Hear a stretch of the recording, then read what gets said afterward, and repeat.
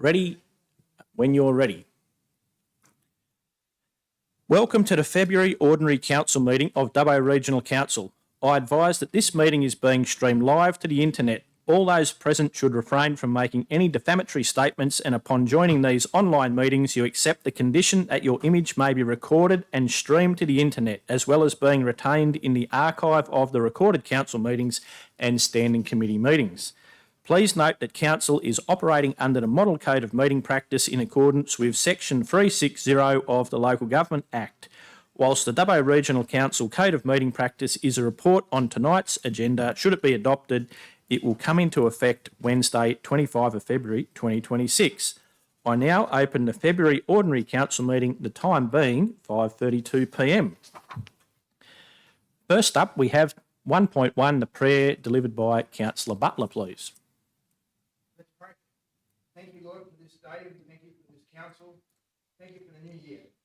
Father, I do ask that this year would be a year of unity, of wisdom, grace. And I just ask now, Lord, that you would season our words even now as we speak, as we debate, and may it be to your glory in Jesus' name. Amen. Amen. Next up, we have 1.2, Acknowledgement of Country, Councillor Ryan. Welcome to Country, Councillor Ryan. Thanks, Mayor Black. I'd just like to acknowledge traditional custodians of the land on which we meet tonight, and that's the land of the Binjang people of the Wiradjuri Nation, my people. I'd like to extend my respects to elders past, present and emerging. And I'd just like to extend the respect to everyone who's here with us tonight as we all sit and come together as one. Thank you very much. Next, we have number 2, leave of absence. I have a request for leave of absence from Councillor Kate Richardson, moved by Councillor Toyton, seconded by Councillor Butler. I now put the motion. Please cast your votes.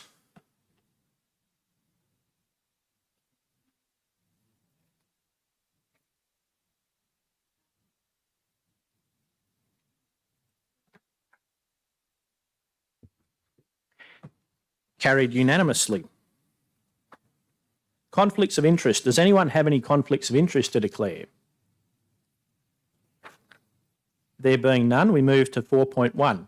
Ordinary Council meeting 9 December 2025, confirmation of minutes. Do I have someone to move the minutes, please? Councillor Chowdhury, seconded by Councillor Cowley.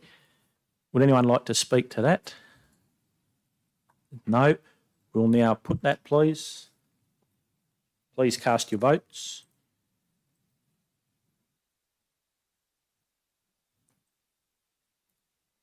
I declare that carried unanimously. Next item is 6.1, mayoral appointments and meetings. I'll move that. Someone to second. Councillor Toynton, thank you. I'll take it as read. Any debate? Councillor Ivey. Thank you, Mr Mayor. Just out of interest, I noticed on there on one entry on there on Thursday, the 8th of January, you noted that you attended a phone meeting with a resident. And I just, in the 2 months, that was the only time that you recorded having a phone meeting. Does that mean that that was the only phone meeting in that 2 months, or were there others? Was this more important than others? Or I'm just interested to know why that rated a mention and presumably many other phone calls didn't. Thank you for your interest, Councillor Ivey. That was actually one that I'd booked in, and that's why it went into the diary, because it was actually booked in. There's many other people might ring me about their road or anything like that, or some suckers on trees that are growing up from the rootstock that need trimming off, but I don't record those, because if I recorded them, then I would be there half the day. So I just prefer to record the ones that are substantive relating to council matters, where things such as potholes and barking dogs, I just refer them on through DRC and me or an email. Thank you. Any other debate, councillors? Questions? There being none, we'll put that. Please open the voting. Carried unanimously. Next up, we have 6.2, mayoral expenses. I'll move that and take it as read. A seconder, Councillor Toynton, thank you. Any questions or debate?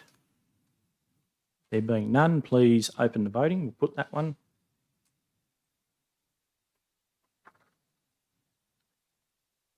Carried unanimously. 6.3, investment under section 625 of the Local Government Act, January 2026. Do I have someone to move that, please? Councillor Chowdhury, seconded by Councillor Cowley. Thank you. Councillor Chowdhury, would you like to speak to that? No, thank you, Mr. Mayor. Thank you. Any other debate, councillors? There being none, we'll put that, please.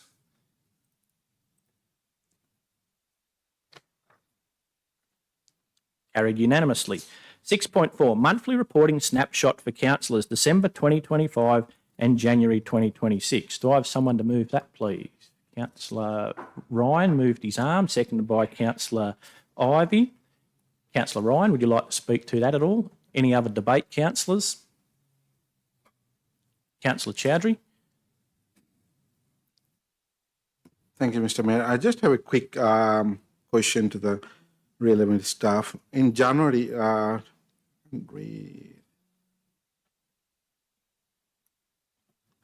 in January, there was a 90 days over that overdue is pretty big chunk is showing on the blue. So is there any way you can know how much that would be dead and what action we are taking? Thank you. Through to the General Manager. Thank you. And through you, Mr. Mayor, could I just get clarification on what chart you're looking at there, Councillor Chowdhury? Rate arrears. That financial performance for page number 5. Can't see any page number.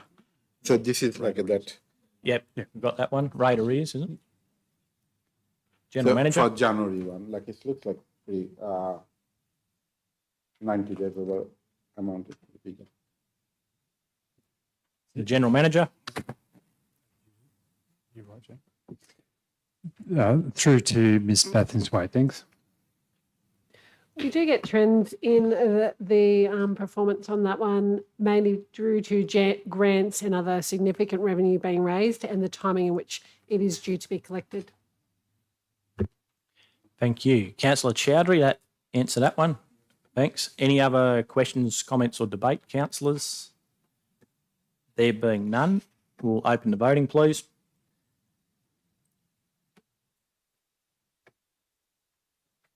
Declare that carried unanimously. 6.5, 2025-2026 Delivery Program and Operational Plan. Progress Report 1 July to 31 December 2025. Do I have someone to move that, please? Moved Councillor Chowdhury, seconded Councillor Toynton. Councillor Chowdhury, would you like to speak to that report at all? No, thank you, Mr. Mayor. Thank you. Any other questions, comments or debate, councillors? There being none, we'll open the voting on that, please.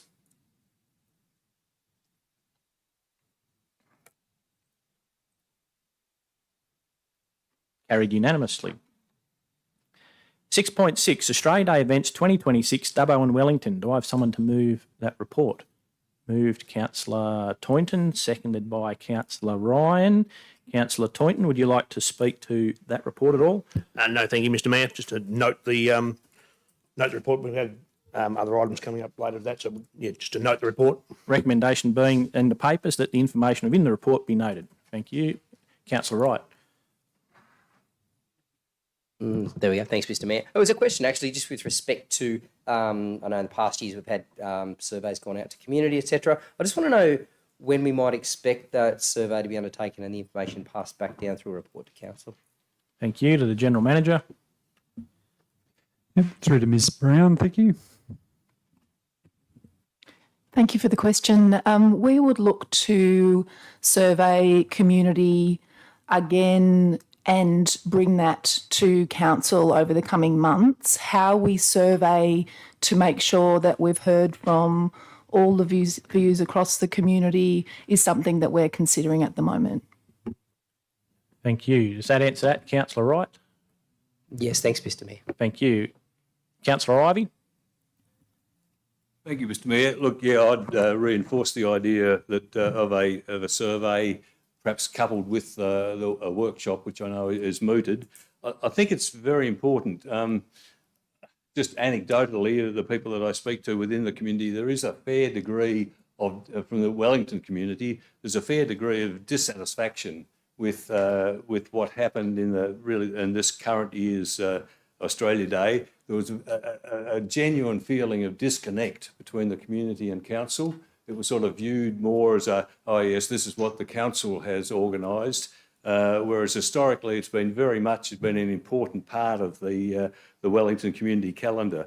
And so I think that a workshop, a survey, certainly exercising our collective minds at how we can make the Australia Day ceremony engage more with the local community is actually imperative. And I think that's a separate issue from the perennial debate about whether it's the 25th or the 26th. I'm talking about just the engagement of the community in the ceremony itself, in the setting of the agenda and setting of the speakers, in setting of the even the selection panel for the nomination and selection panel for the awardees.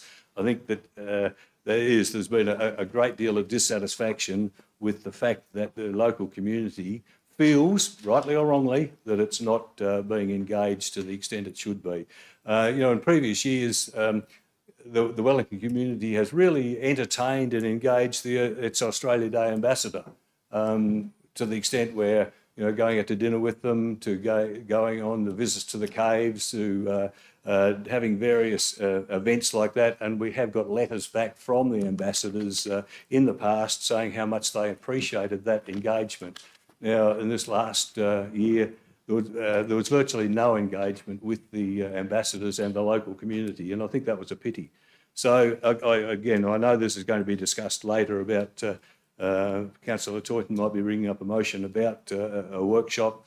I think that it's really important that we do address how this event can be more engaged or worked upon within the community. Thank you. Further debate, councillors? There being none, we'll go back to the mover, Councillor Toyton, for a right of reply to anything from Councillor Ivey there. No, thank you, Mr Mayor. Thank you. Councillors, we'll put that. Please open the voting. Carried unanimously. Next up, we have matters considered in committees. At the standing committee meetings held 10 February 2026, Councillor Ivey raised concerns in relation to item 7.4 on behalf of a community member regarding the Wellington population being listed as 4,050 and not 5,011 as per the 2021 census data. During the debate, it was noted that the General Manager offered to discuss with the consultation company to amend this. I now ask the General Manager to respond with an update. Thank you, and through you, Mr Mayor. Yes, so the discussion was particularly around the population numbers that were in the report for Wellington. We've since gone back to the census data, which was our source information, and there's different categories you can choose. So the one that was chosen was Wellington, New South Wales, but we've since added Montefiores and Mount Arthur to that to come to a larger number for the population, which is 4,835. So that's tying it in closer to the area that's within the PAMP, the Pedestrian Access Mobility Plan, of where the works are to be undertaken. Similarly with Dubbo, we've actually reduced the numbers or the population numbers to fit in with the study area for Dubbo, and that number is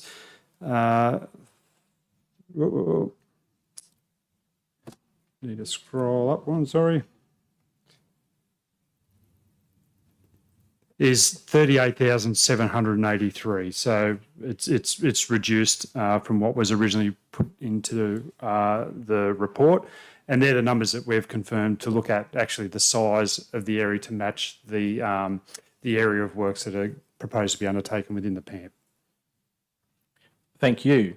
The following questions were taken on notice. In relation to item 7.14, update on the old Dubbo Jail Stoneworks project, Councillor Ivey asked where the stone comes from and at what cost. I now ask the General Manager to respond, please.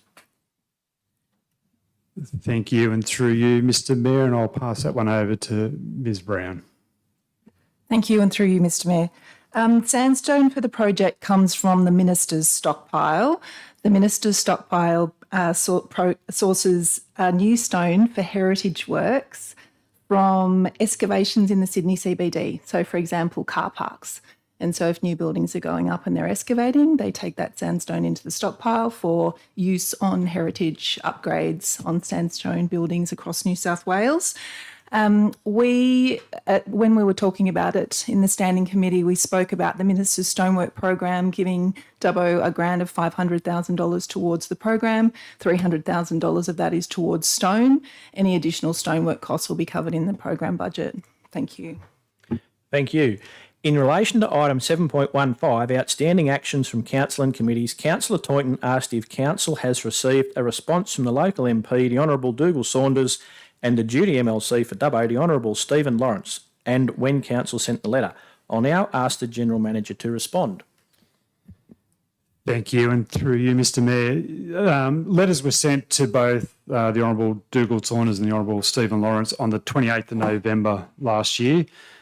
We did receive a response from the Honourable Dougal Saunders on the 27th of January 2026, and from the Honourable Stephen Lawrence, we received a letter today. So what that means is we've now got both those responses, and that will be put in a report to council for March.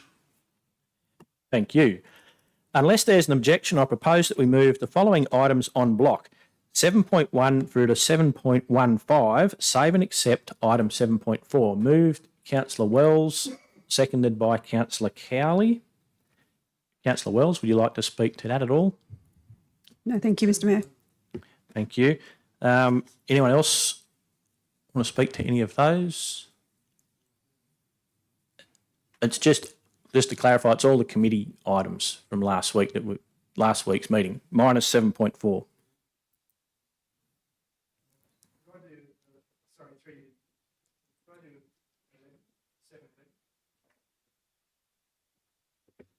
Could I briefly speak to 7.11? We accept 4 and 11 then?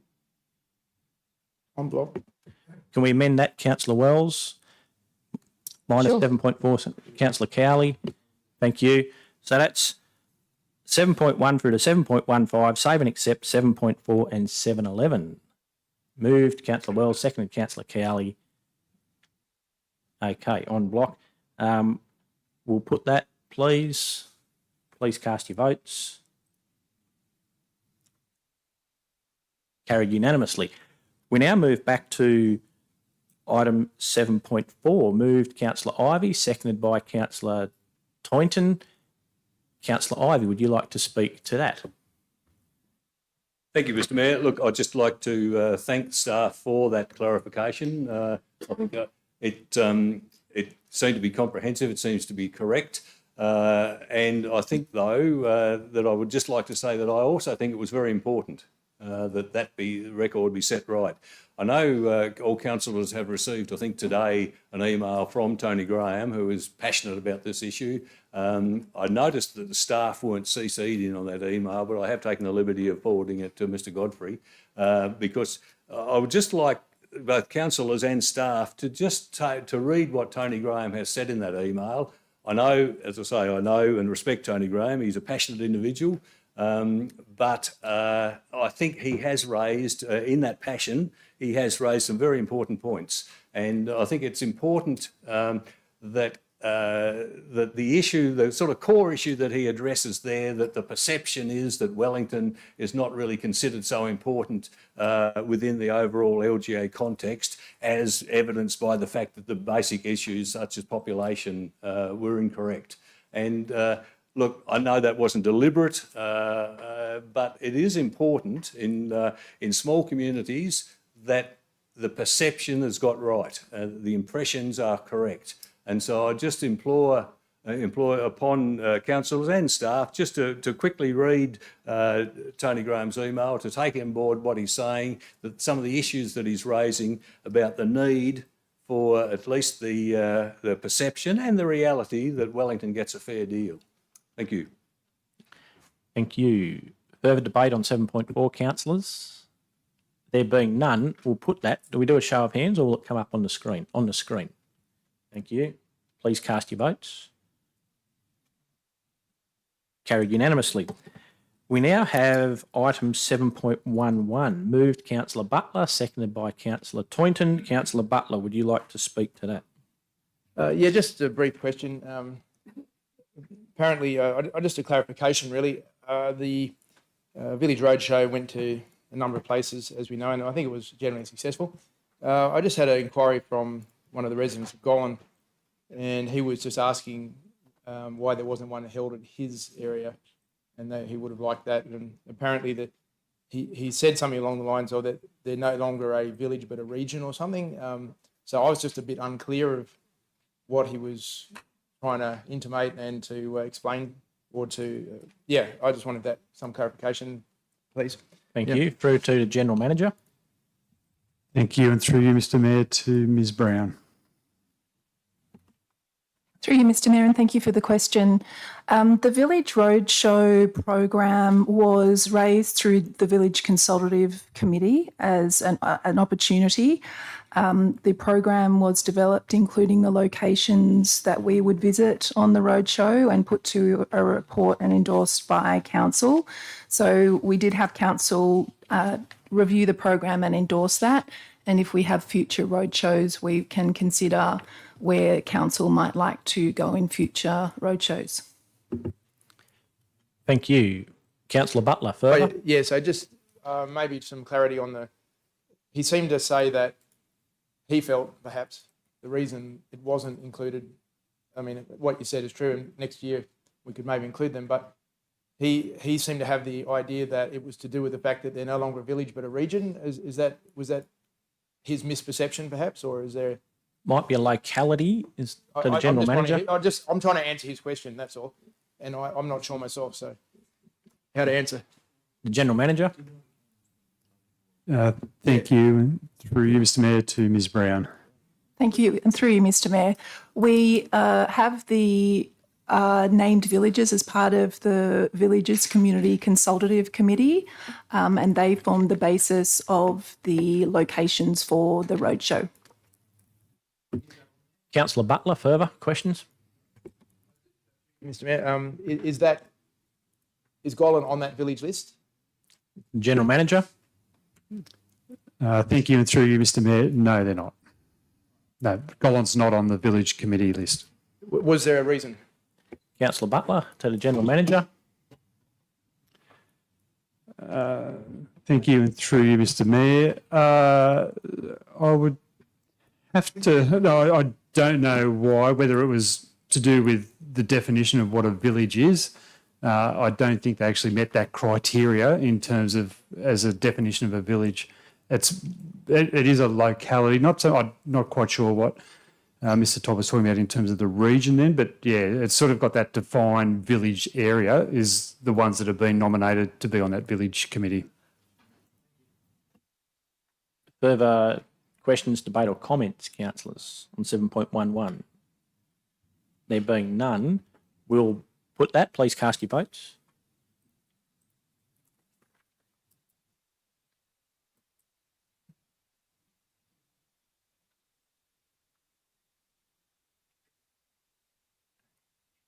You two, just show your hands. Thank you. Carried unanimously. Next up, we have notices of motion. 8.1 Australia Day ceremonies. Councillor Toynton, would you like to move your motion or an alternative? I'd like to move an alternative motion, Mr Mayor. Yes. The alternative is that the item 8.1 be deferred for consideration at the April or May, depending on the public exhibition period, council meeting to allow for the staging of a council workshop, as suggested as part of the report by Corporate Governance, agenda item 6.6, to allow staff to gain clearer insights from councillors on ideas for the 2027 events, and to further allow for a period of consultation with residents through a community survey or public exhibition period calling for feedback from the community. Thank you. A seconder, Councillor Cowley. Councillor Toynton, would you like to speak to your motion? Thank you, Mr Mayor. Just very briefly, originally with the original motion, I thought it would be a much better idea to actually seek community guidance so we can actually make informed decisions on the motion rather than going bull of the gate as a reaction of community engagement that I've had over the last couple of weeks. Thank you. Thank you. Further debate, councillors? Councillor Cowley. Thanks very much, Mr Mayor, and I thank the Deputy Mayor, Councillor Taunton, for agreeing to defer this. I think it's really important that we capture all the feedback from the community. And as Ms Brown quite rightly pointed out, there are sections of the community that we need to work out how to capture all those sections of the community so that we are moving forward on evidence rather than emotion.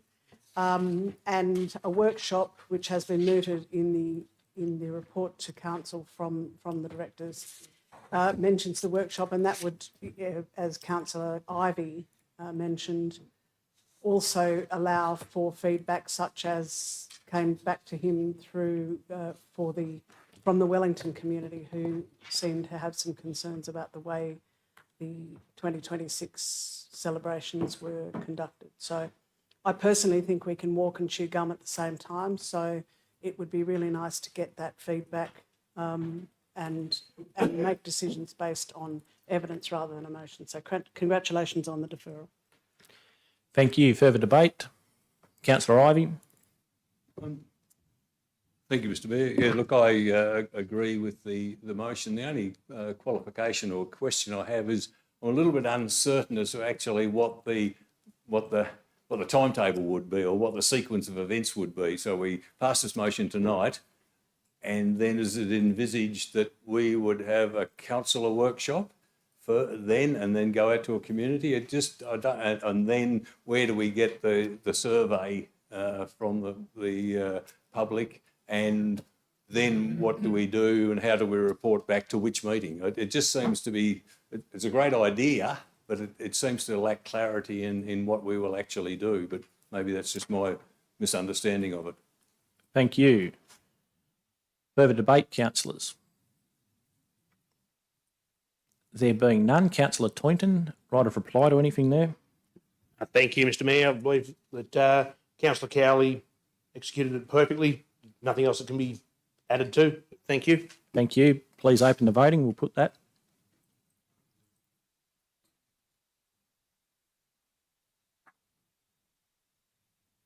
Carried unanimously. Next, we're up to 9.1, reports from staff.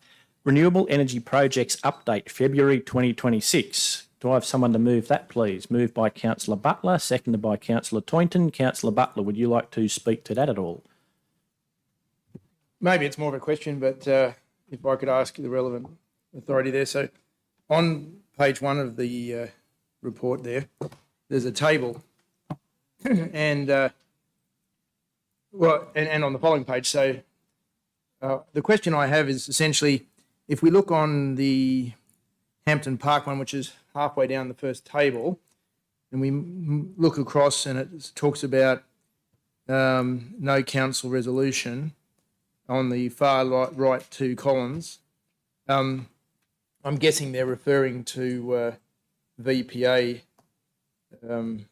negotiations, or what do you want to call that. I was just wondering, given we did last year ask council and we agreed under, the council agreed to formally oppose Hampton Park, is there any point doing a negotiation with them if we're actually trying to oppose them? It's more of a question. My understanding before I pass to the General Manager is that some councils are being caught out by not negotiating a VPA and just opposing, and then it's got approved and they've got no VPA, but we'll throw to the General Manager. I think they're parallel processes. Thank you, and through you, Mr Mayor. I will throw to Mr Jennings, but that's right. It's sort of a bit of hedging your bet, so that you really want, if councillors opposed to that, and that's been put forward, but you also don't want to stop having a planning agreement discussion, because if the project does go ahead, well, then you've lost that opportunity potentially for contributions to a planning agreement from that particular proponent. Anything else?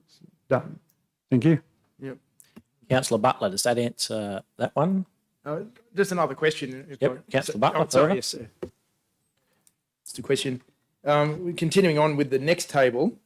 Right at the bottom of the second page, it's the Wham Bangalang Wind Farm, and that says discontinued. Just be interested to know why they were I'm not unhappy or anything, but I'm just wondering why how did the Wambanglang wind farm get discontinued? What was the background? Access agreements to the power line, is that right, to the General Manager?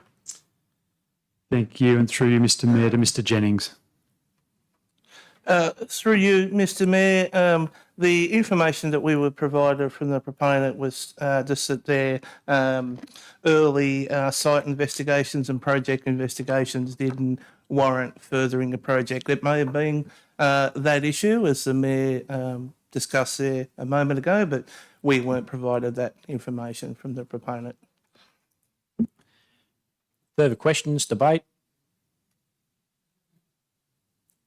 There being none, back to, Councillor Butler's the only one who's spoken. We'll put that. Please open the voting.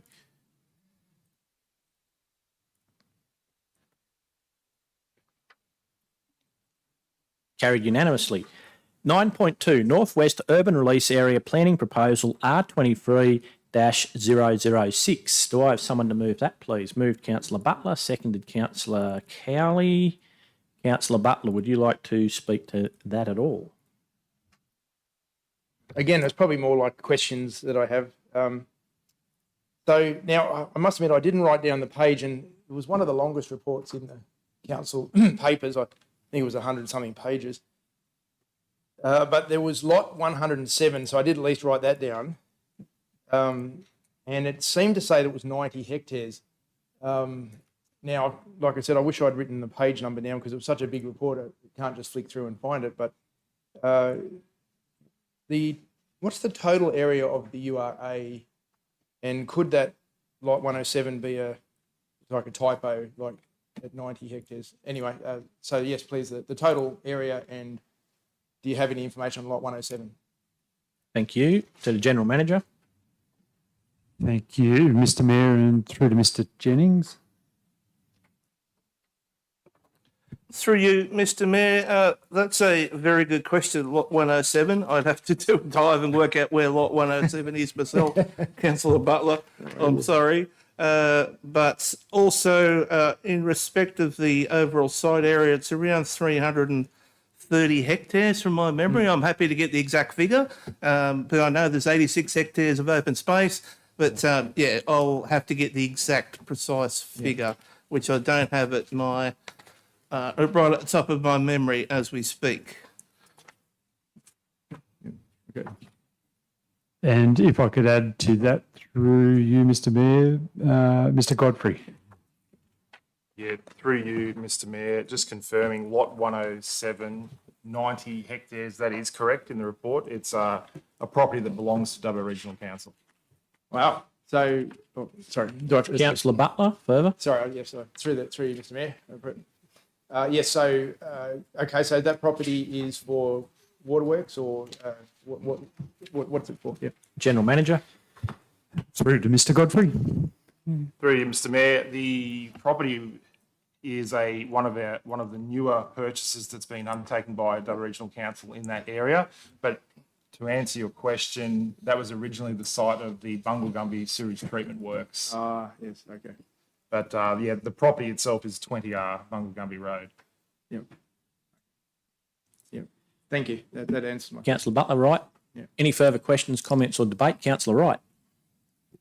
Thanks, Mr Mayor. I guess the question really is just where to from here. There's a little bit of work to be done with respect to transport modelling, Transport for New South Wales, and a few amendments. Obviously, we're looking to pass tonight. But I guess the next step for this particular project, I understand there's probably some proponents or developers in amongst there that are pretty keen to see that area kick off and see scratch some dirt and some new housing kick off. So just a bit of an idea of some timeframes or expected timeframes.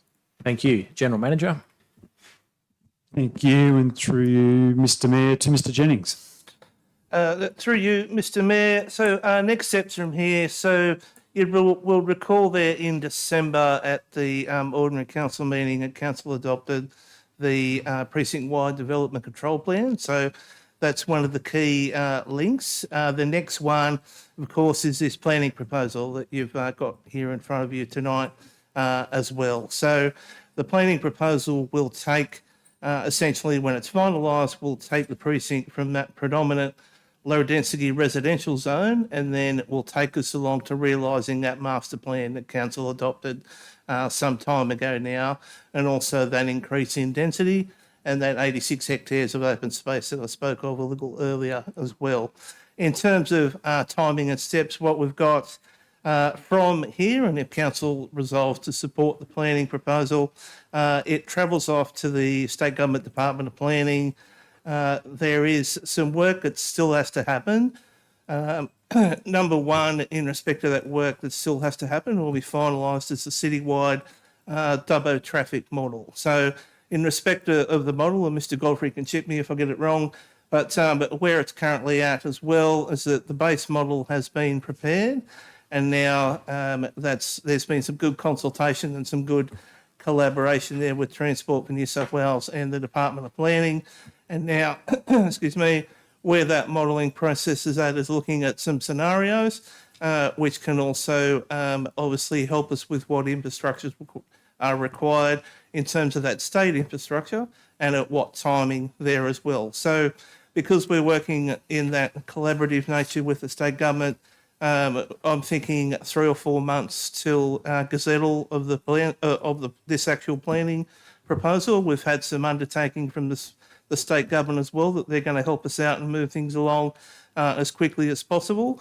That's also helped us in terms of project managing the transport modelling process as well, which has been a very detailed process. And when you get transport modelists together in a room, it's a place that does things to my head as well. So, but yeah, it's good that we've got that collaboration there, and then we'll have that planning proposal gazetted.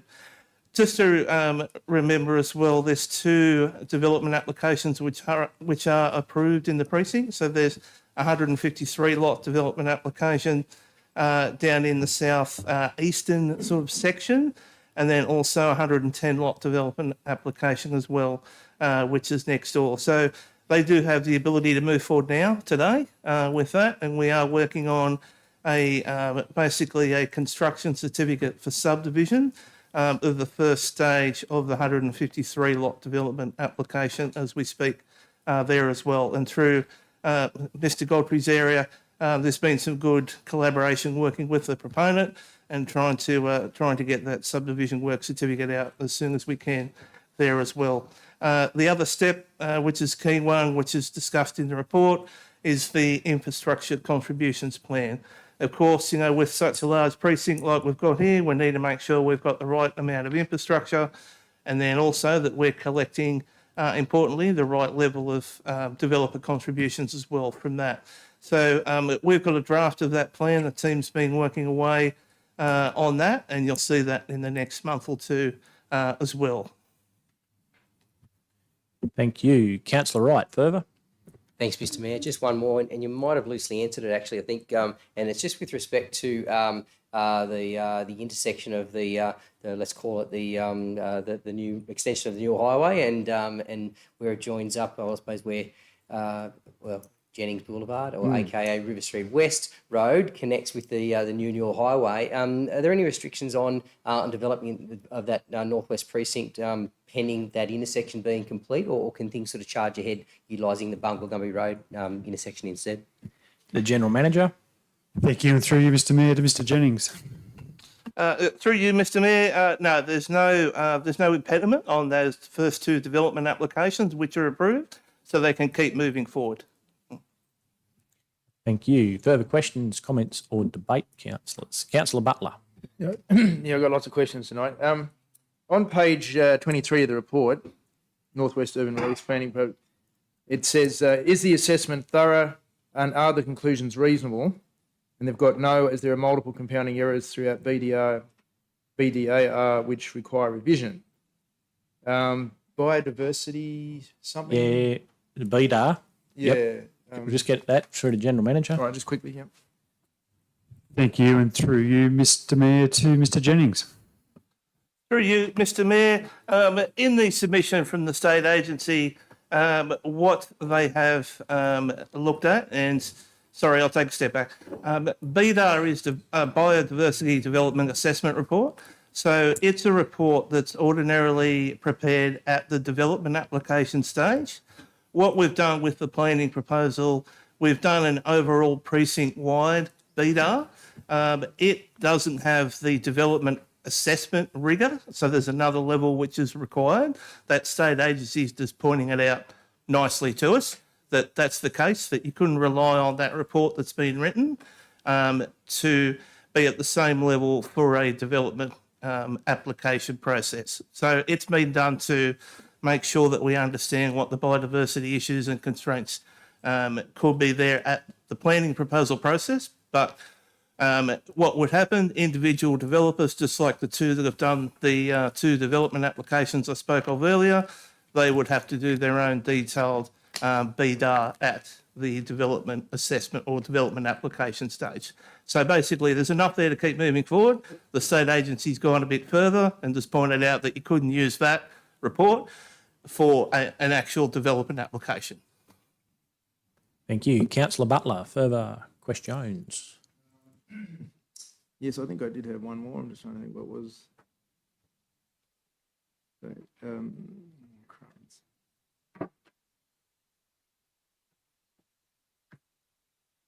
We can come back to you. Yeah, we might- Does anyone else have anyone any else? Yeah. questions, comments or debate? Or Councillor Butler's just finding...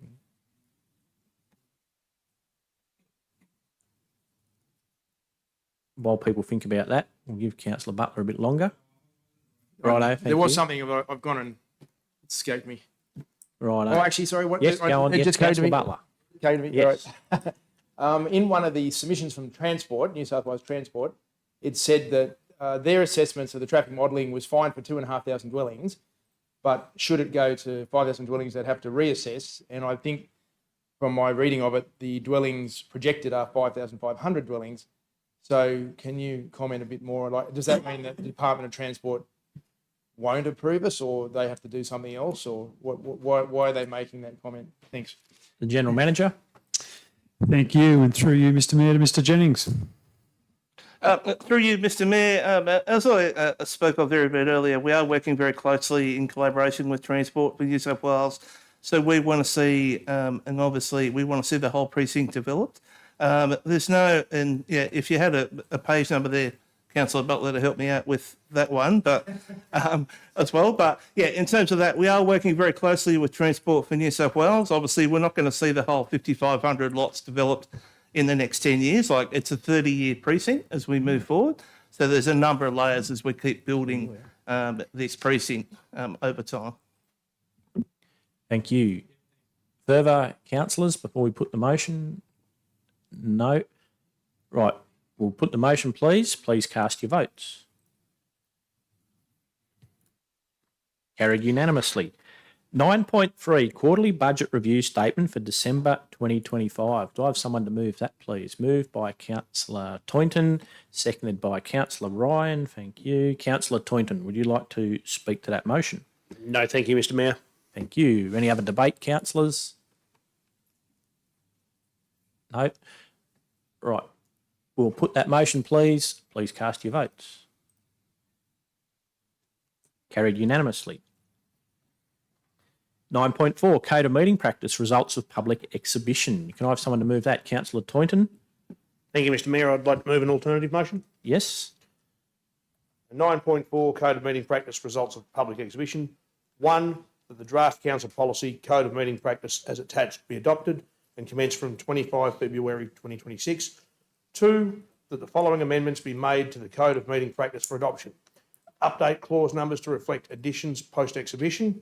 That 4.2 become that the Mayor, or at the request of or in the absence of the Mayor, the Deputy Mayor is the chairperson of public forum. The rules of public forum are that clause 4.2.5 be removed.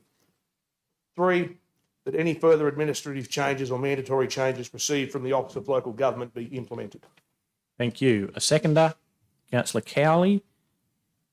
Councillor Toynton, would you like to speak to that motion? Thank you. Any other debate, councillors?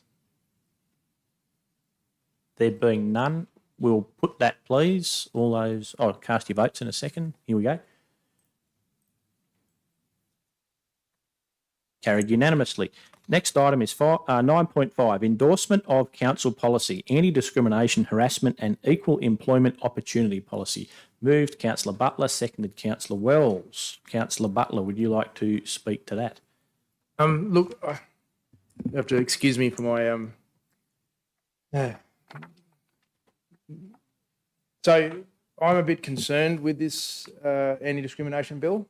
In particular, look, I don't know if is it possible to move a motion to defer this to another date? Is that a possibility, or is that not a possibility? We've moved that. You'd have to do it with the Councillor Wells as the seconder. So, Councillor Wells, would you agree to defer, change the motion to, Councillor Butler said to defer to another month? Thank you, Mr. Mayor. I'd be interested to know the purpose of the moving. All right, so maybe I'll Speak to it, I'll and speak then to you it and can then see if see how you go. see how I go. All right. So I just have some concerns with. Let me page 459. Again. Oh yes, now it's different, isn't it? On the.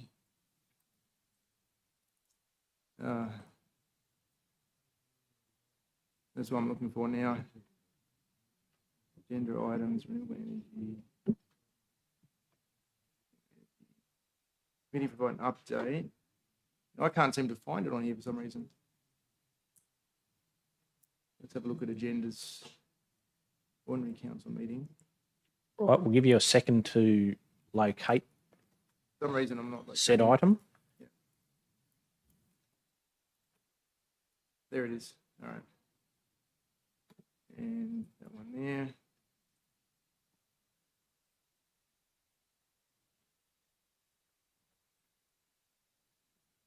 So I had it down as 460 on the other ones, but in this, So in the packet, it's page 460. yeah, in the packet it's page 460, but I'm trying to Righto. find it in this non-packet one.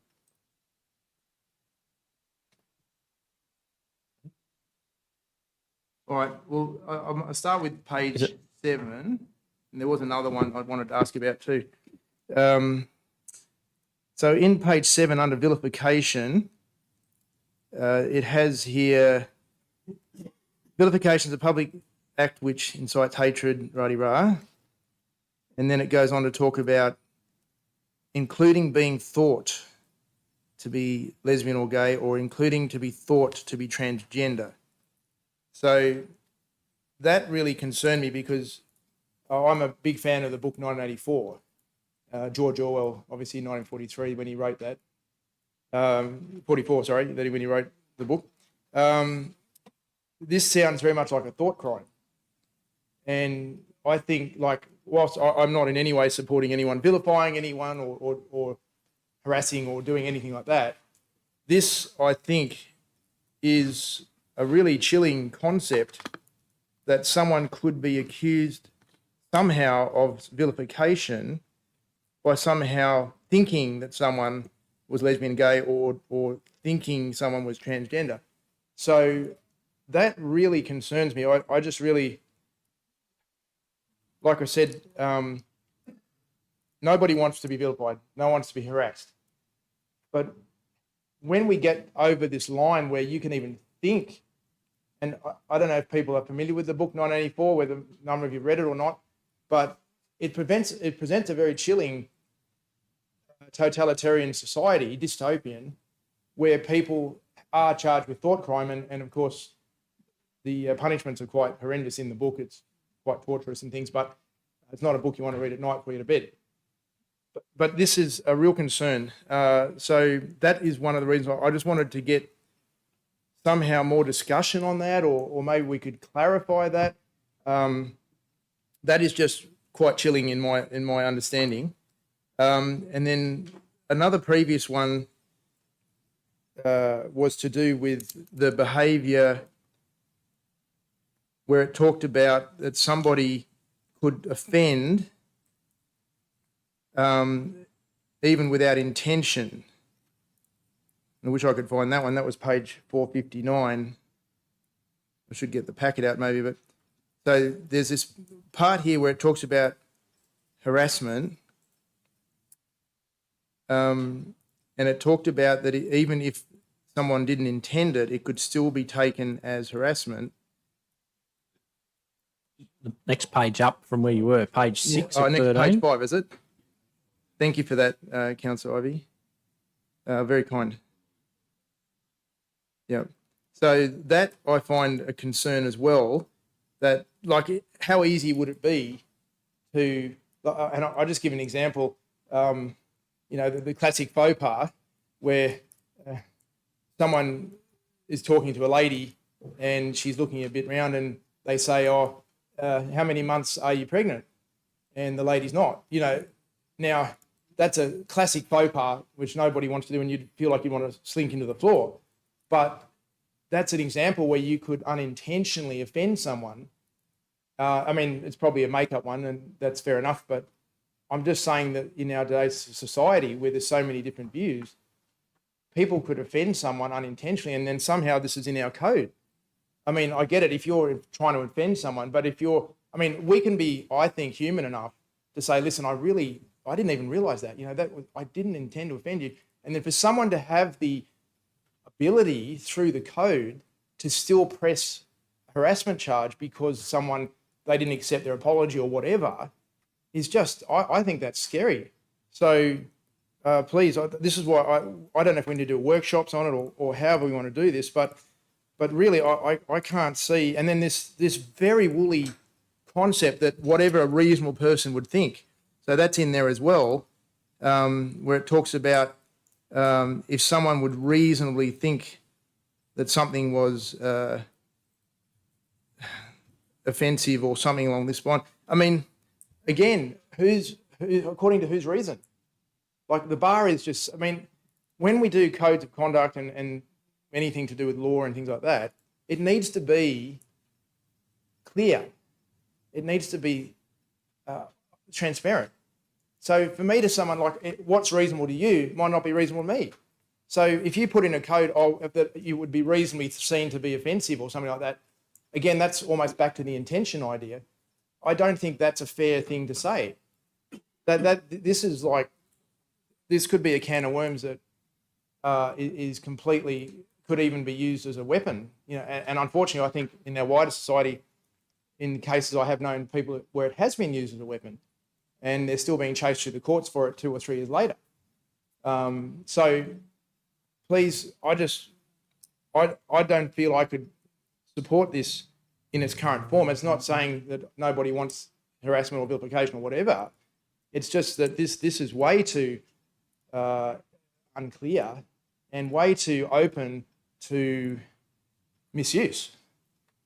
And I think we just need to work out a bit more clarity about what's reasonable, what's intention, what's thought. I hope, is there anyone else who shares my concerns? So thank you. Thank you. We've got the manager here. I'll just throw to the general manager. Thank you, and through you, Mr. Mayor, to Ms. Robinson. So there's a couple of points there: vilification, the thought. There's also the intentional, non-intentional, and reasonable person. Yes, thank you. Yeah. Thank you, and through you, Mr. Mayor and Mr. GM. So I'll cover the first one off first. So the vilification. So it's intended to be read together. So vilification is a public act which incites hatred, serious contempt, or severe ridicule of a person or a group, including homosexuality or being thought to be lesbian or gay, and including transgender or being thought to be transgender. So the intent of that is actually that they incite hatred, contempt, ridicule of a person, whether they are transgender or not.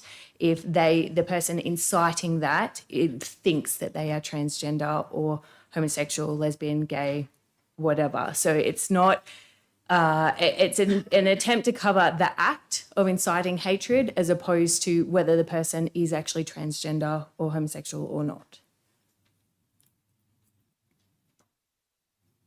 Does that cover off? Yep. on Councillor that Butler. part?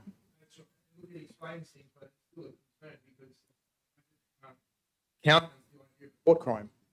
I just think that is really beyond what we should be doing as a council, So the trying to general- work out what somebody's thinking and then harassing them. Well, that would, to me, in my book, that's harassment. If I'm having a thought and someone's trying to ping me on it, that's harassment in itself. So, yeah, look, it explains to some degree, but I'm still doesn't allay the concern. Back to, I think it's to do with someone might, in a workplace, someone might come up to me and characterise me as being homosexual and vilify me for that in the workplace when I'm not homosexual. I think that's my understanding of that, but we'll throw to the General Manager.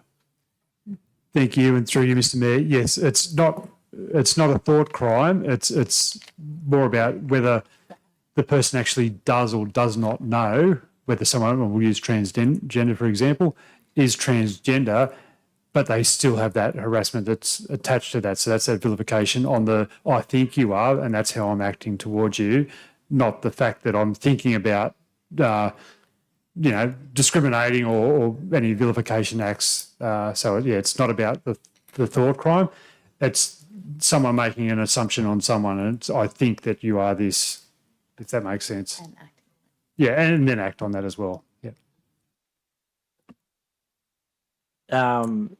Were you going to throw General Manager? Were you going to throw back to the Manager for the second explanation? Thank you. You've got the second one there, Ms. Robertson. Thank you. Yep. And so the second one where we're talking about it can occur even if the person did not attend to offend, humiliate or intimidate. So that is an attempt to cover off on so sexual harassment is really hard to define. We've got examples there to try and make it clearer for people. And it's an attempt, I suppose, to allay the concern that, I didn't mean it. I didn't mean to upset you, or that language as an excuse for the behaviour occurring. What it isn't, and that's the reason for including a couple of statements throughout this policy for a reasonable person having a view of the facts and the information and the context. So, the example that you used for mentioning that someone might be pregnant would not be considered sexual harassment in any reasonable person's eyes, whether that person was offended or not, or whether that person intended to offend them or not by doing that. It's more to overcome the argument of, well, I didn't mean it and you can't take a joke.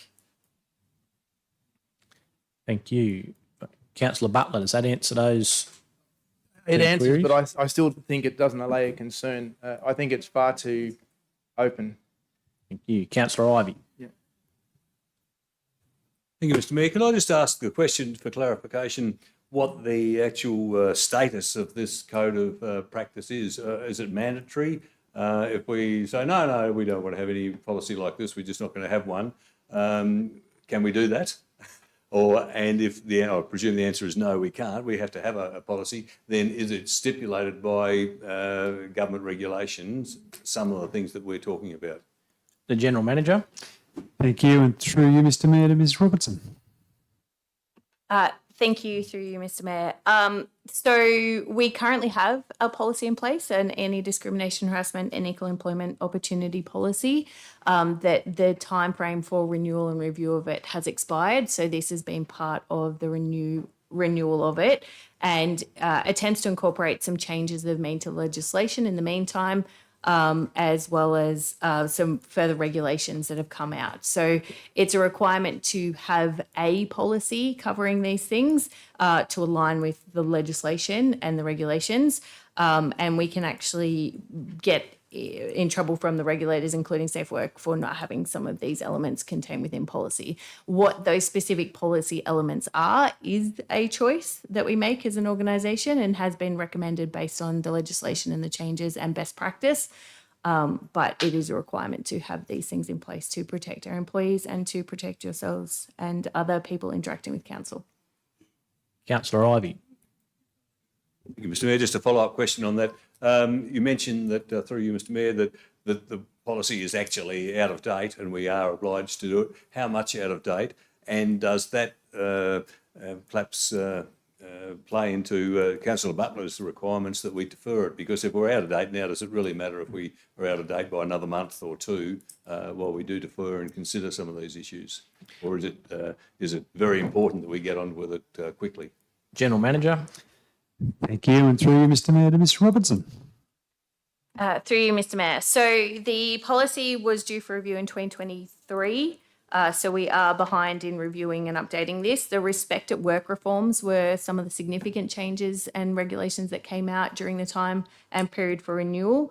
The fact that we are so far behind in getting this policy reviewed and up to date means that a further month would not cause a significant impact if that was what councillors so chose.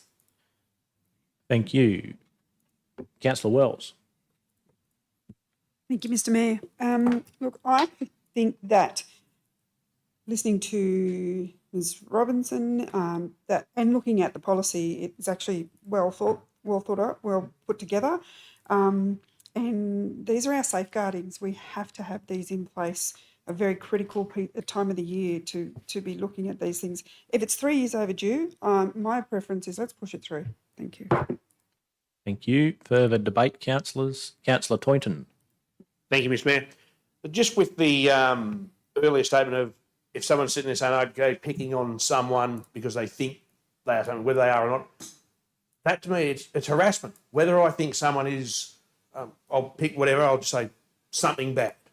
If I think that you're something bad and I say, I'm going to pick on you for that, it's harassment. Whether I think you're something that you are or aren't, harassment is harassment. So why should it be based on what I think of someone or what I perceive of someone? It should be, if I'm harassing someone, I should be tapped on the shoulder or taken out the back and flogged for it. So I just don't see why there's a necessity to say why it's what someone's thinking of someone else. If you're harassing someone, we should enforce it. We have absolutely no tolerance for it whatsoever in our organisation. We need to keep our staff, our contractors and subcontractors safe and all those that work for them. So I don't see why we have to have that thought in there. If you're picking on someone, you're out. We've got no tolerance for it, and that's what I think we need to reaffirm that position. Thank you. Further debate, councillors. I'll just say on the Fort one, you could almost go Fort/characterised. I was thinking on the one that Councillor Butler raised earlier, which I seem to have lost here in my scrolling, page 7. I take it to be, it says Fort, but I take it to be more characterised. So it might be, or transgender status, including being thought to be transgender. I just sort of take it to be including being characterised to be transgender. That's how I read it anyway. That's my understanding of it. Maybe I've got that wrong, but that's sort of how I understand their end of my contribution. Councillor Butler, another question. Yeah, no. Thank you, Mr. Mayor. I take your point. That's a good way of putting it. Could we just then codify it like that way? Like, can we put character instead of thought? Like what you said resonated well. I think that's exactly it. But my concern here is the Orwellian. You thought the wrong thought, so we're going to get you. And that I want to avoid like the plague if we can. So could I suggest that we reword that and put characterised or something like that? I'll ask the General Manager, who might get some further advice on that possible change. General Manager. Thank you, and through you, Mr. Mayor. I'm comfortable with that as well. That makes it a bit more clear in terms of the intent, is because the intent truly is with this is that it's someone's perception that someone is something that they may not be, and then there's that harassment. I go to Councillor Toyn's thoughts there as well. The harassment is harassment. It is just trying to get that clarification about it. But if the word categorisation, and we can just slightly fiddle with that, I'm comfortable with that we use that and then have that as the adopted policy. Would that need an amendment now, or is that something that the staff can change with the policy going forward? How might that work, Mr. General Manager? Amendment? An amendment. So, Councillor Butler, are you moving an amendment to change on page 7 of the policy, those including being thought to be lesbian or gay and including being thought to be transgender, change to? Yes, as I thought, as you put it, was well put. As I put. Was it that the characterised as? I think you said characterised. Is it? Yep. Yep. So we've got amendment. Moved Councillor Butler, seconded Councillor Chowdhury. Thank you.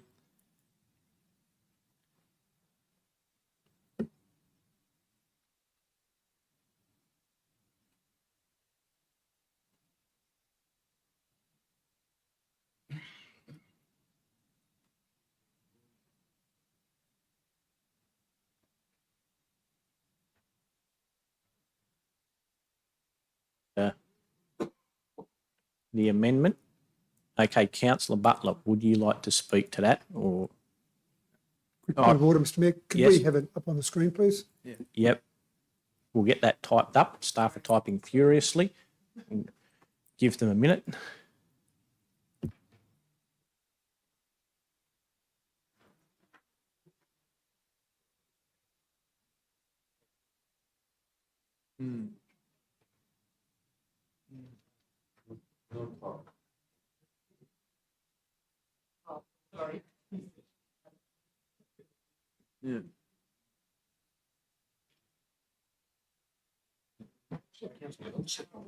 Yeah, I thought so too.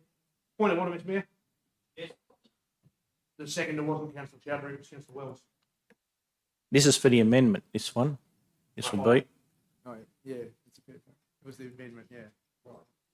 He expired himself. We'll sort this out in 2 seconds. Right now. Yeah. Then Councillor Wells might be. Right. Yeah, yeah.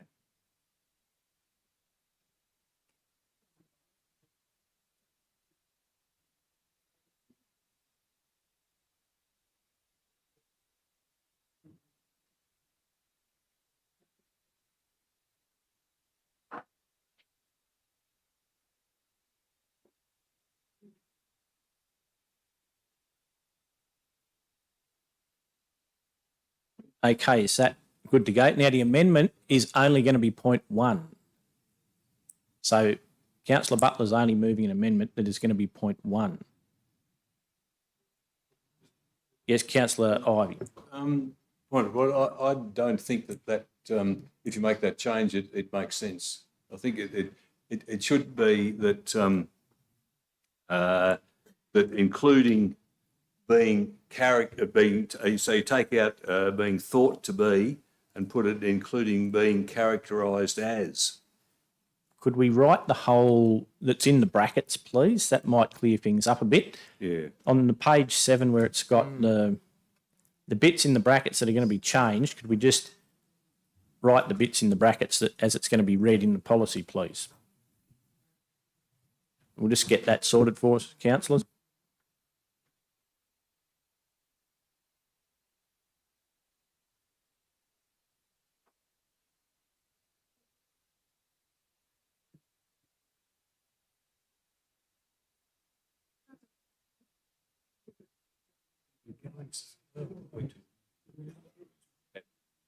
I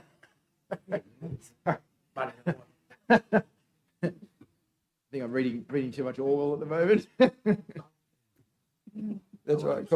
Confiscate the books. Sorry.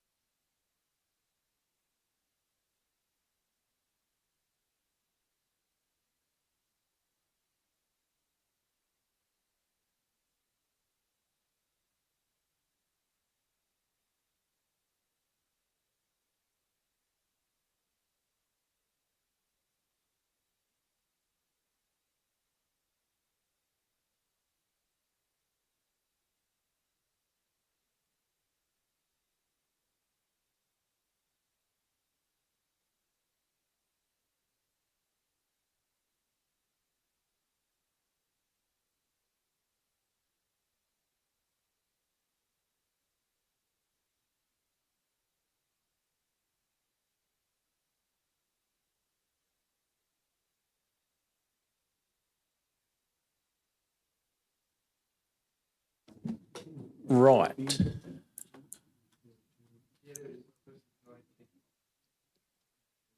Righto, councillors. On the screen, we have the wording as it will be changed. That is just point one. So the amendment will be just point one, not 2 and 3. So just point one. We moved. Councillor Butler seconded. Councillor Chowdhury.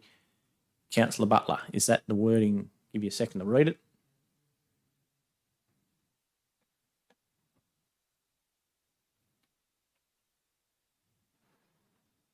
Yeah. Yes, that's much better. Thank you. Would you like to speak to that? You don't have to. I think I already have. Yeah. Thank you. So- Okay. Yeah. Any other debate, councillors, on that? Councillor Dickerson. Yeah, thank you. I'm not in favour of this. I actually think the concept of being characterised is completely different from a legal perspective compared to being thought to be or perceived to be.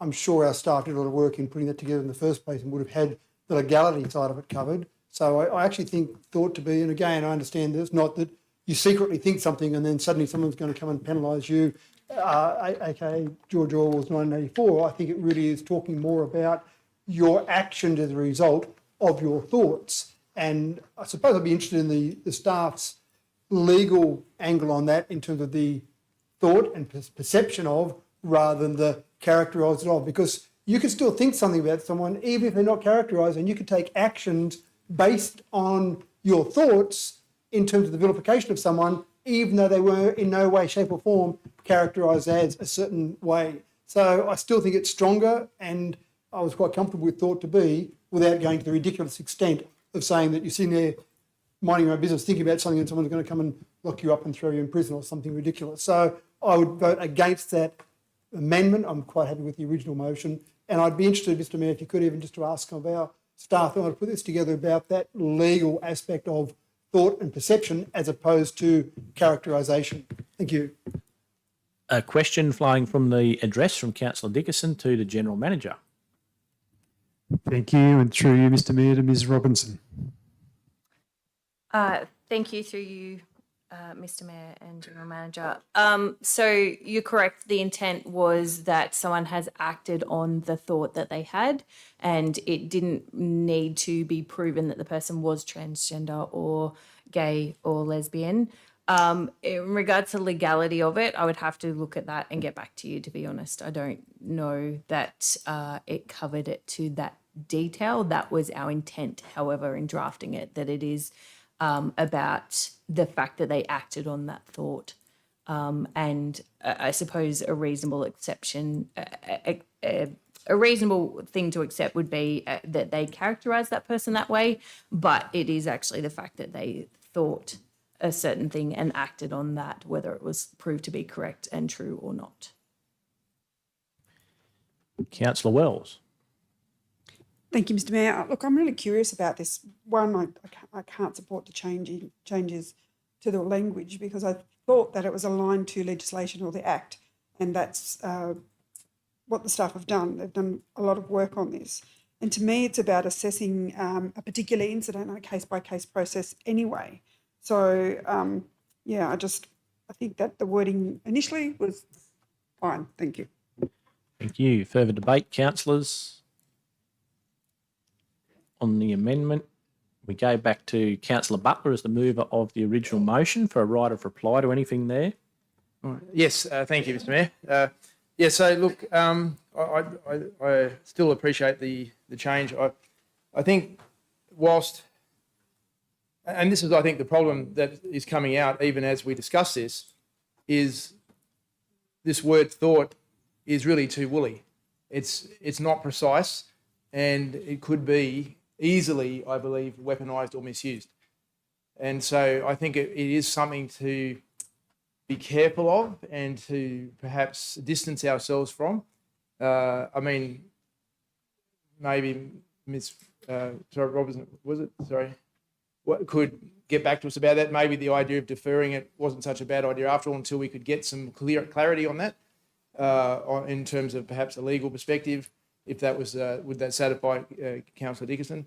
But yeah, I think there's nothing wrong with characterised, and I think it does avoid a, how would you call it? a leaning, maybe is that a good way of putting it, towards a situation that could open itself to someone being accused of thinking the wrong thing. And like whilst actions are the ultimate in the sense like you've got a thought leading to an action, as Councillor Dickinson said correctly, which I do agree with that. But my concern is when we start talking about things like guessing people's motives and guessing people's thoughts, I mean, let's just work on the action. As Councillor Toynton talked about, if someone's harassed someone, that should be enough. We shouldn't have to go into what they were thinking or whatever. It's just, I think this is a step too far, and it's a scary step that I think could lead to huge problems in the future with being too imprecise, shall we say. All right. Thank you. So we're going to vote on the amendment, which is just the point 1 up there that's highlighted up on the screen. So please open the voting on that.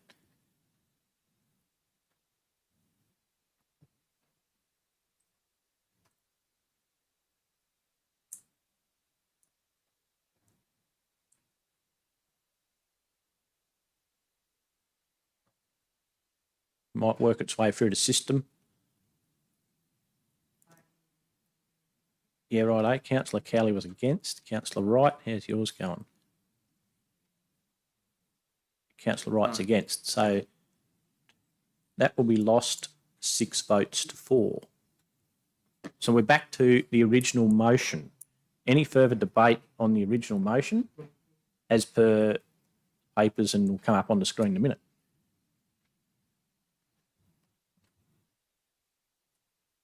No. Right, so from the original, we only had Councillor Butler, Councillor Wells, Councillor Butler, right of reply to anything there that Councillor Wells said from debate on the original motion. Which was to defer it. No, Councillor Wells said something before, which I can't recall, but it was very insightful. Take that as a no. Remind me. I can't remember. In favour of, I think. Right, we'll put the motion then. There was a couple of questions and there was an address by Councillor Wells, yourself and Councillor Wells. I think that was it. Yeah. Right, reply to anything that Councillor Wells said. Righto. Okay, councillors, that's the motion as per the screen and the papers. Please open the voting and cast your votes.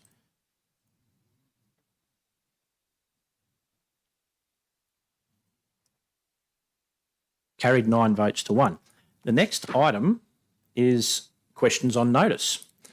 We now have before us a question on notice from Councillor Toynton with the response provided. This is 10.1, itemised statements. And it was, why does council not issue itemised statements as part of its billing for rates, outlining previous payments or instalments, direct debits, etc., the charges for water and sewer? The answer was in the papers, which everyone will have read. Are there any clarifying questions about the answer provided by the staff in the papers? No. Next up, the next question, 10.2, unsealed road network. The question from Councillor Toynton with the response provided by the staff in the papers. And the question is, do we have a current target or commitment to reduce our unsealed road network within our local government area? Are there any clarifying questions from councillors for the staff about the response provided? No? Very good. We now move on to comments and matters of urgency. We'll go around the room. Start with Councillor Wells, please. Thank you, Mr Mayor. Just one thing, wanted to give a shout out to Dubbo Touch Association and New South Wales Touch for an amazing competition that occurred over the weekend. We all know that there was about 10,000 people that came to Dubbo to celebrate the Junior Touch State Cup. I'm really proud to see that all 10 of the teams that Dubbo entered into the competition made it through to the finals, and even more prouder to see the under 10 boys winning the championships for the whole for their age division. I think that's fantastic. Also, lots of good feedback that I've heard so far about how great Dubbo Regional Council supports the event. Lots of chatter and feedback down on the grounds around how great it's been. So I really hope that Dubbo Touch Association puts a good bid in for the next 3 years, because we know that was due, I think, this week to go in. So, yeah, that's all I've got. Thank you. Thank you. Councillor Cowley. Thanks, Mr Mayor. Just really to just say how disappointed I am in the Code of Conduct, changes to the Code of Conduct with regard to the public forum. I think that not enabling our residents to speak off the cuff, or to come along unannounced and address the council is a mistake. I also think that not being able to speak on any topic to the council that you have elected is a slap in the face for democracy. And I think at a time when we are trying to prove to our residents that we are more transparent than they perhaps justifiably or not feel that we are, I think it makes it even harder. So that's a decision that's been foisted on us by the state government, who has proved a number of times that they're prepared to run roughshod over regional councils. However, to end on a positive note, I would endorse Councillor Wells's feedback about the Touch Association. It was wonderful to see the organisation, to see our playing fields looking so magnificent, and to see so many people in town. And also I had the pleasure of attending the citizenship ceremony earlier this week. In fact, yesterday, I think, if I'm losing track of time, where almost 60 people became new residents of our city and of our country. And it was wonderful to be there, and it's always such a privilege to be involved in it. Thank you. Councillor Dickerson. No, thanks. Thank you. Councillor Wright. Yeah, I'm okay too for this month. Thanks, Mr Mayor. Thank you. Councillor Ryan. Yeah, look, I just want to make a quick mention. We've lost a very special lady, someone that's very important to the community, to myself as well, Miss Julie Ball. Laid to rest on Friday, and I just want to, send my condolences to the family, and she'll be sadly missed. Yeah, that was it. Thank you. Councillor Butler. No, thank you, Mr Mayor. Thank you. Councillor Toynton. Thank you, Mr Mayor.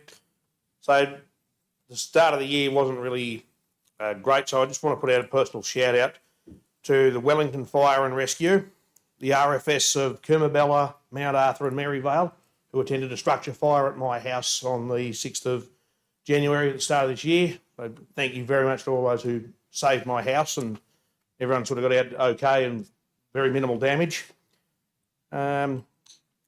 Stewart Town held an Australia Day ceremony on the day. It was attended by the Mayor and Councillor Butler. That was a great little gathering out there. It was wonderful. Other than the heat that started, I thought it was going to rain while we were out there, but didn't eventuate. It ended up getting hot. Then we ended up in Maranatha. We had their Australia Day service there, which was lovely to meet the ambassadors for Australia Day, which I thought was nice.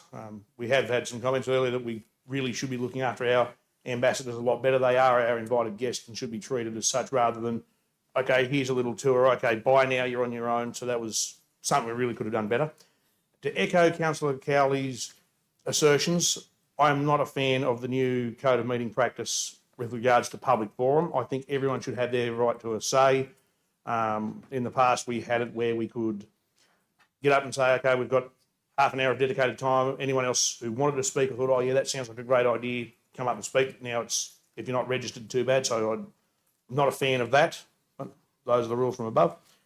And again, to Councillor Cowley's assertions, just like she's read my mind tonight. Yesterday we had the citizenship ceremony.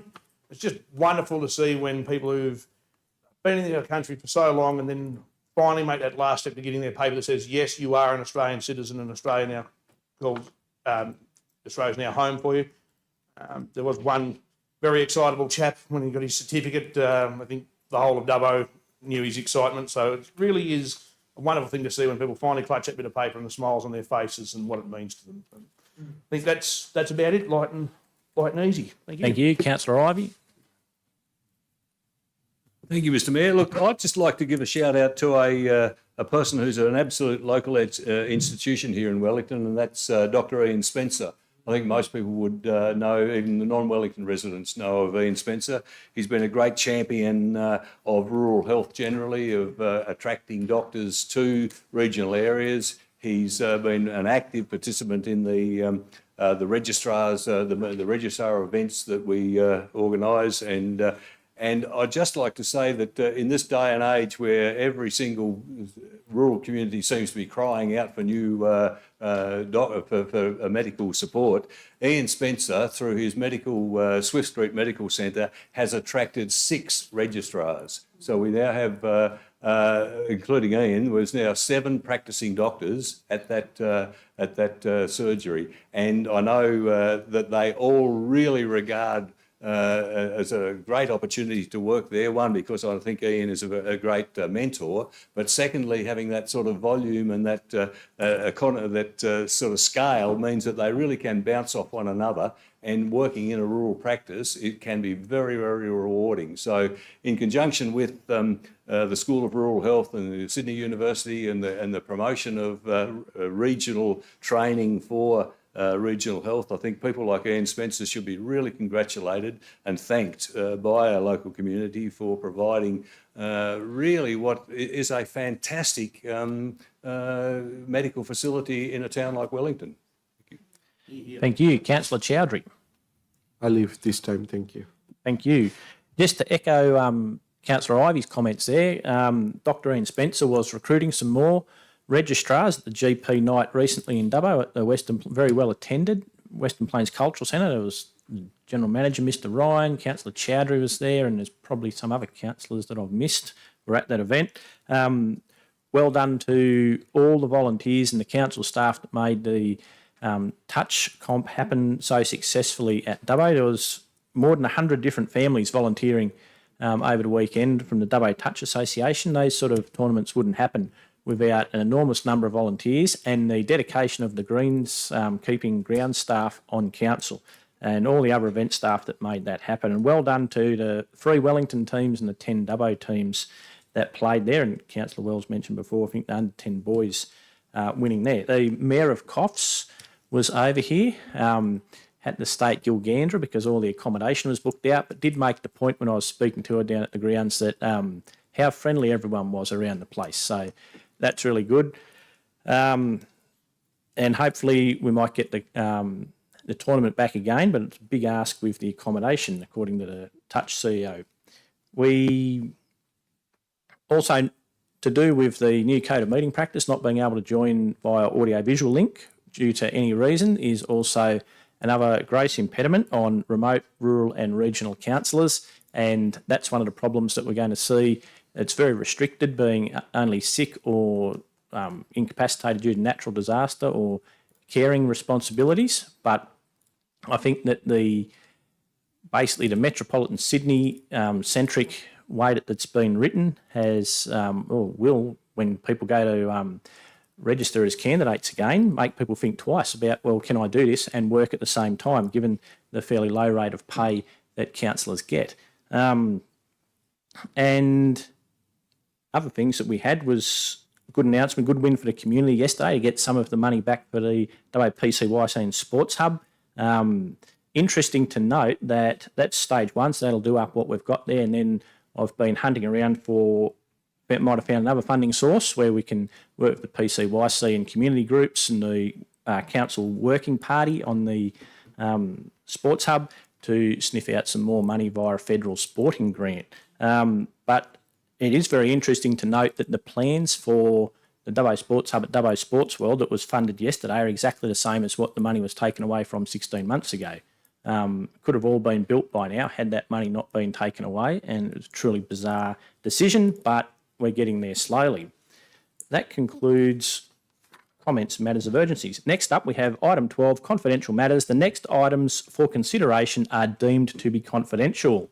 Under Section 10A of the Local Government Act, the next items, being items 12.1 and 12.2, have been identified as likely to be discussed in a closed session of council. Can I now have someone move us into confidential session to deal with the confidential items? Moved Councillor Ivey, seconded by Councillor Toynton. We've had no applications from members of the public to make their representations regarding whether the meeting should be closed or not. Do any members of the public in the public gallery have any comments to make regarding the proposal to hear items 12.1 and 12.2 in closed session? No. I'll now open the electronic voting on that matter, please. Carried unanimously. I declare the motion carried unanimously and will now move into closed session, the time being 7:02 p.m. The streaming will now be turned off and any members of the public will be asked to leave the chamber. The chamber will be reopened and the live stream restarted after deliberations on these matters of the resolutions to be made public. Please stop the web streaming.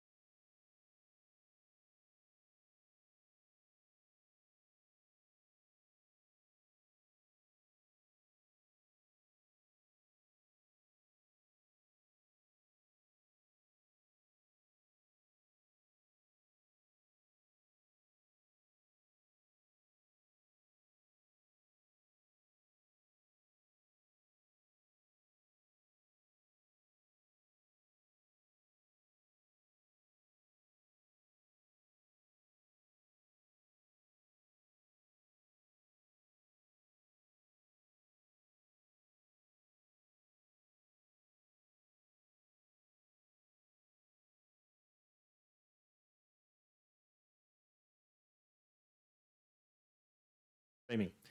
The ordinary council meeting returned to open session at 7:12 p.m.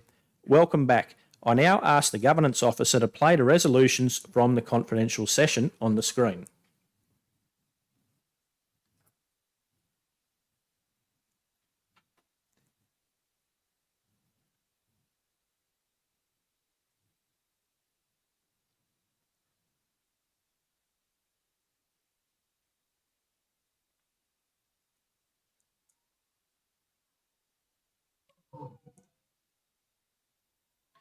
There are no further items for consideration of the ordinary council meeting, and I declare the meeting closed, the time being 7:13 p.m.